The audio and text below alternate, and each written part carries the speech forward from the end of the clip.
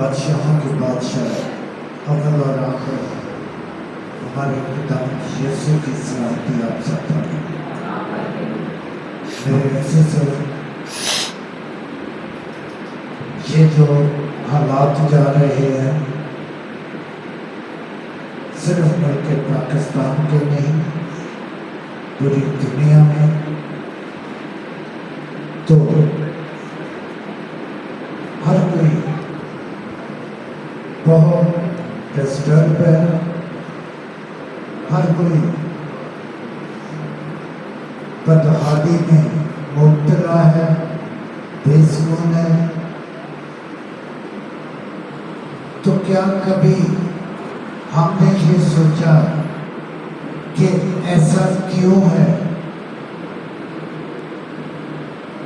ملک میں افراتفری، بدامنی، لڑائی جھگڑے، پریشانیاں، معیشت کی بدحالی، ان سب پہ غور کریں۔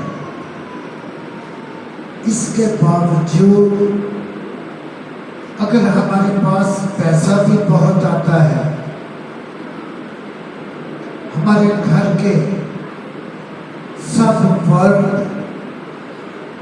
کام بھی کرتے ہیں، وافر کماتے بھی ہیں، مگر اس کے باوجود کیوں سکون نہیں؟ کیوں روٹی پانی پہ برکت نہیں؟ ایسا کیوں؟ اس کے لیے ہم ایک حوالہ پڑھیں گے، رومیہ 13واں باب، اس کی پہلی 2 آیات، اور جو بھی نکالے وہ پڑھیں۔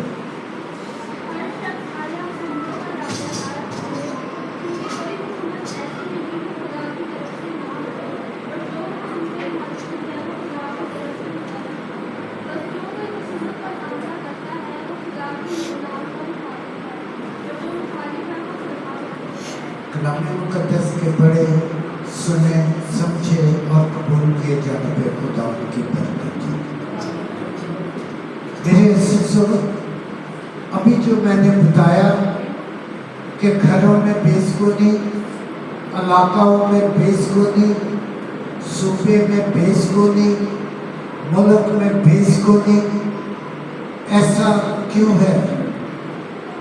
ایسا اس لیے ہے کہ خداوند کے زندہ کلام یعنی بائبل مقدس کے مطابق لکھا ہے، اور یہ ایک حکم ہے کہ ہر شخص اعلیٰ حکومتوں کا تابع دار رہے، کیونکہ کوئی حکومت ایسی نہیں جو خدا کی طرف سے نہ ہو، اور جو حکومتیں موجود ہیں وہ خدا کی طرف سے مقرر ہیں۔ کئی مرتبہ ہم یہ کہتے ہیں یہ حکومت امریکہ نے بنا دی، یہ حکومت چائنا نے بنا دی، یہ فلاں نے ایسا کیا ویسا کیا۔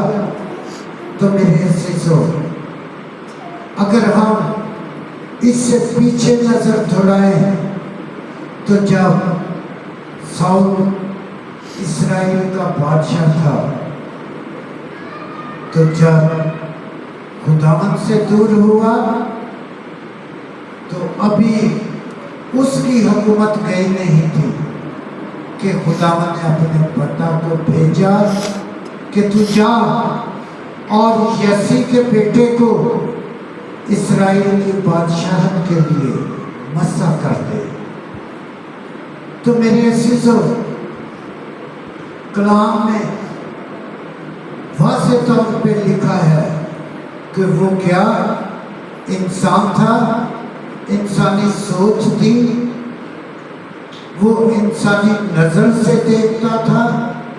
تو جب مقدس یسی کا بڑا بیٹا دیکھا تو خداوند کے مقصود نے سوچا اتنا پیارا، اتنا ہینڈسم، اتنا جوان، سرخ و سفید، ضرور ہے کہ یہ خداوند کا مقصود ہوگا، یہ وہ پرسن ہے جسے خداوند نے اسرائیل کی بادشاہ کے لیے چنا، مگر کیا جواب آیا؟ خداوند نے فرمایا یہ نہیں ہے۔ اسی طرح 6 بیٹے دکھا دیے گئے تو خداوند نے ان 6 کو ہی رد کر دیا۔ اس کے بعد مقدس سیموئیل نے مقدس یسی سے پوچھا کہ کیا تیرا کوئی اور بھی بیٹا ہے؟ تو اس نے کہا ہاں، وہ بھیڑ بکریاں چرانے گیا ہے۔ تو وہ اسی دم کھڑا ہو گیا اور اس نے کہا کہ میں اس وقت تک نہیں بیٹھوں گا جب تک کہ تیرا بیٹا نہ آ جائے۔ اور جب وہ آیا تو خداوند نے کہا یہی ہے۔ تو وہ مقرر کیا گیا اسرائیل کی بادشاہت کے لیے۔ اور ہم بھی انسان ہیں، ہم بھی یہ نہیں سمجھتے کہ یہ جو حکومت ہے یہ خدا کی طرف سے ہے۔ میرا ایمان ہے کہ جو بھی حکومت ہے اس وقت ہماری، وہ خداوند کی طرف سے ہے۔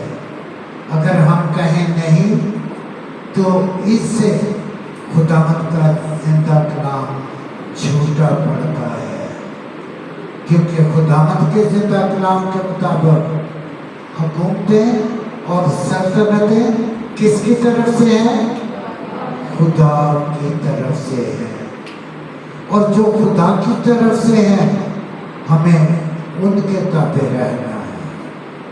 تو جب ہم تابع نہیں رہتے، ہم ان کے خلاف اٹھ کھڑے ہوتے ہیں، تو پھر یہی حال ہوتا ہے جو کہ اس وقت ہو رہا ہے۔ ہمیں حکومتوں کے لیے دعا کرنی ہے، ہمیں ملک کے سربراہان کے لیے دعا کرنی ہے، ہمیں سب اداروں جن میں پاک فوج، جن میں پاکستانی پولیس، جن میں ہیلتھ والے، ایجوکیشن والے، باقی سب ادارے، ہمیں ان کے لیے دعا کرنی ہے۔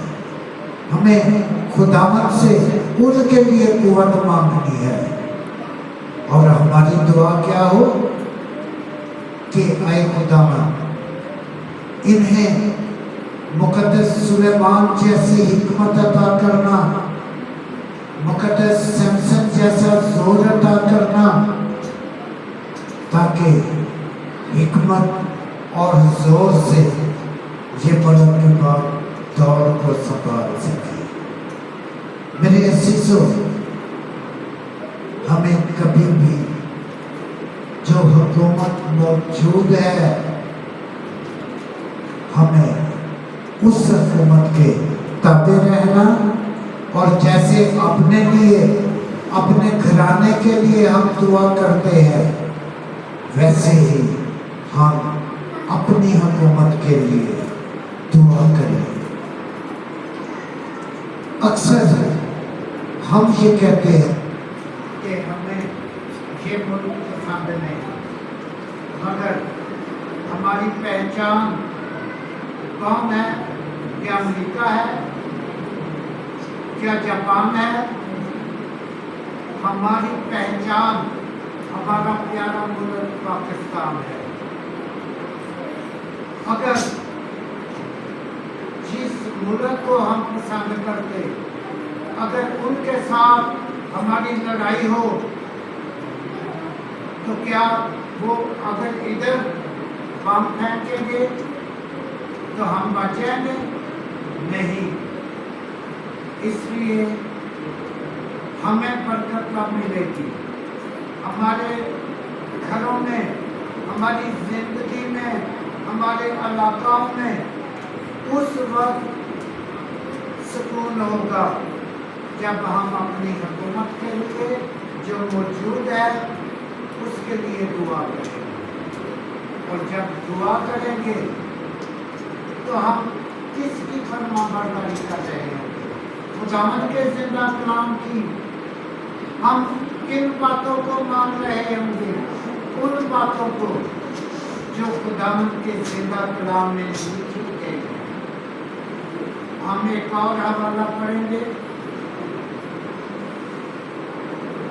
دانیل 2 باب اس کی 21ویں آیت، 20ویں اور 21ویں آیت۔ 2 باب اس کی 20ویں اور 21ویں آیت۔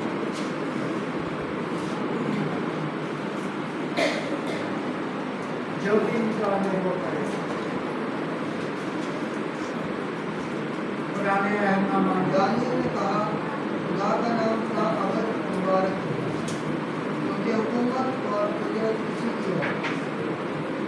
وہی ٹوٹوں اور زبانوں کو تبدیل کرتا ہے، وہی بادشاہ کو مضبوط اور قائم کرتا ہے، وہی حکیموں کو حکمت اور دانش مندوں کو دانش عنایت کرتا ہے۔